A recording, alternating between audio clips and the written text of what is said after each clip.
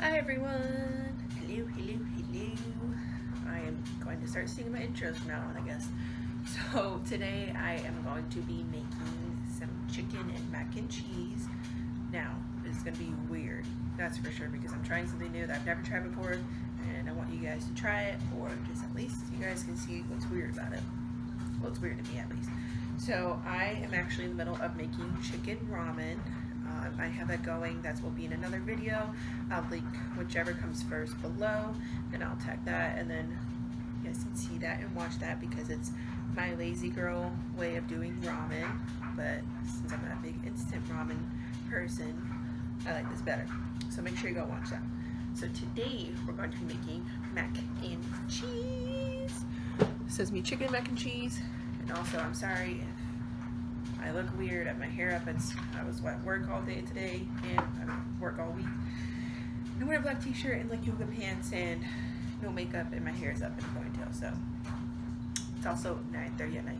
So we're gonna start with Kraft macaroni and cheese, and then take out that little packet, which I think I already did before. So we're gonna start with this Kraft macaroni and cheese. Just follow directions as normal.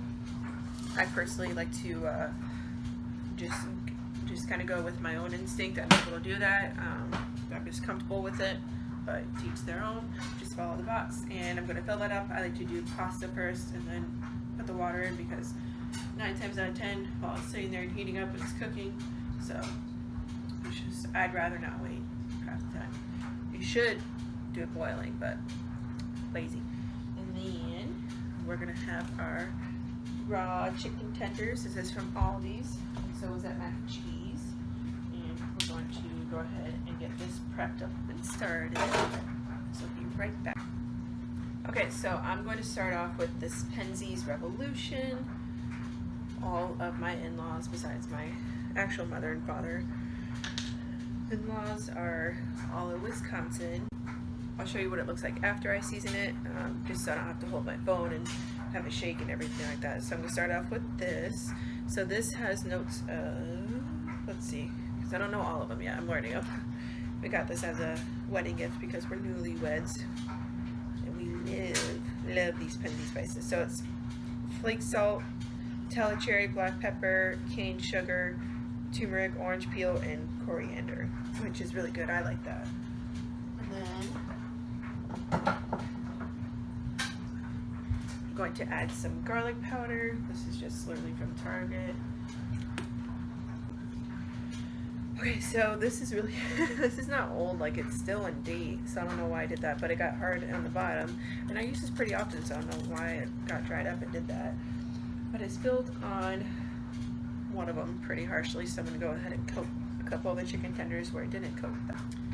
Okay, so I'm a big seasoning, mixing, tasting kind of person. I like to play with food. You know, I just want to be able to do whatever I want because it's cooking, you know, and I've always had really great recipes, and this is, I'm just one of those, I'll look at something and like I'm on Chopped and just quickly grab everything and just put random things together, and I love it. So I'm going to add this 33rd and Galena, I'm not 100% sure how to pronounce it. Okay, so that's what that looks like.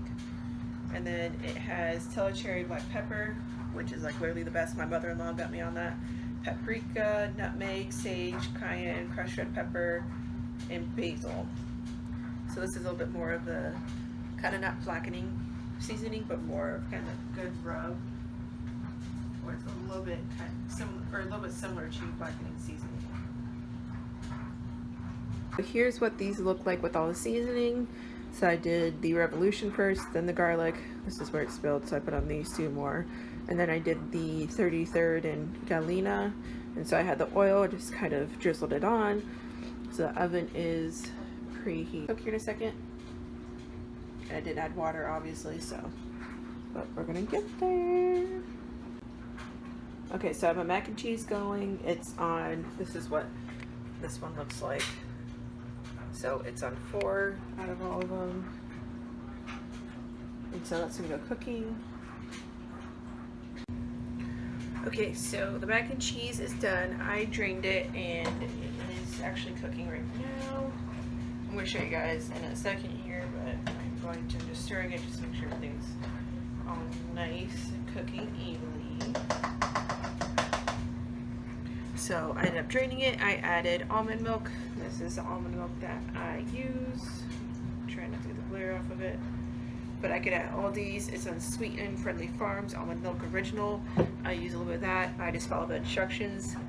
I just don't keep milk in the house. We don't drink it. I'd rather have almond milk. Almond milk lasts longer. It's just preference. I add a little bit of butter as well.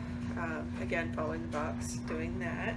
And then I have this, I'm gonna look at my watch. Okay, so I have this Cabot, I believe it's pronounced it, C-A-B-O-T.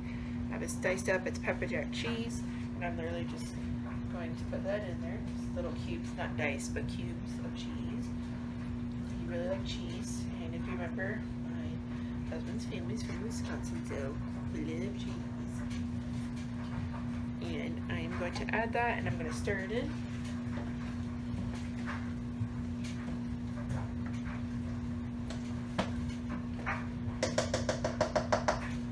Again, I'll show you guys in a second. Okay, so while the mac and cheese, the pepper jack is melting, I'm going to add this seasoning again. It's the Penzeys, the 33rd and Galena. And I'm just literally going to sprinkle that on. I would say maybe about a teaspoon, tablespoon, preference. Again, preference. I added all the pepper jack cheese, the milk, the butter, and I added in the seasoning. Some of the cheese is still melting like that right there, but that's kind of what it looks like, pretty cheesy.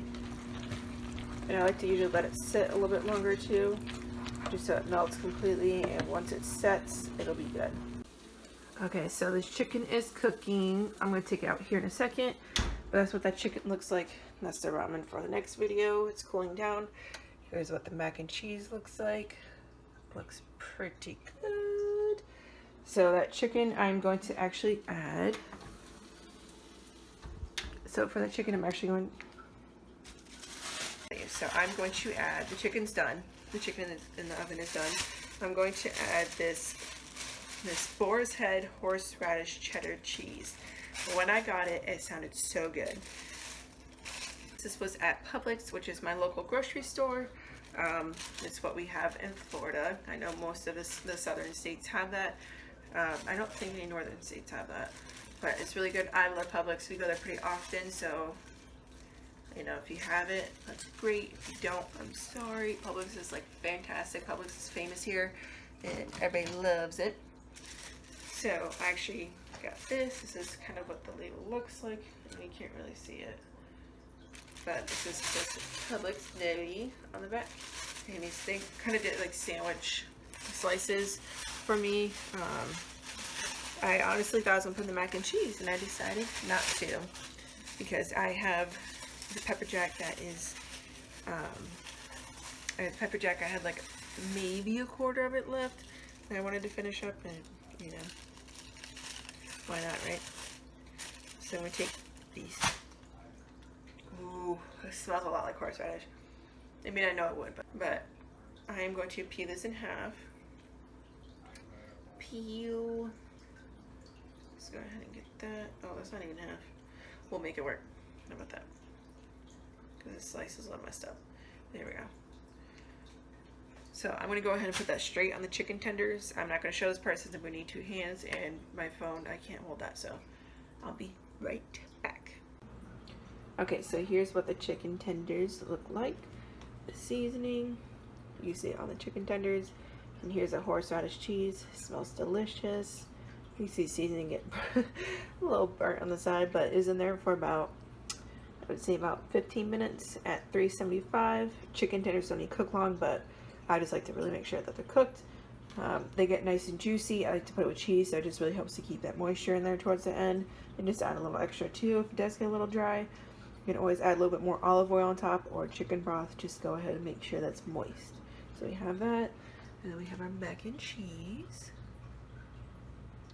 And there you go.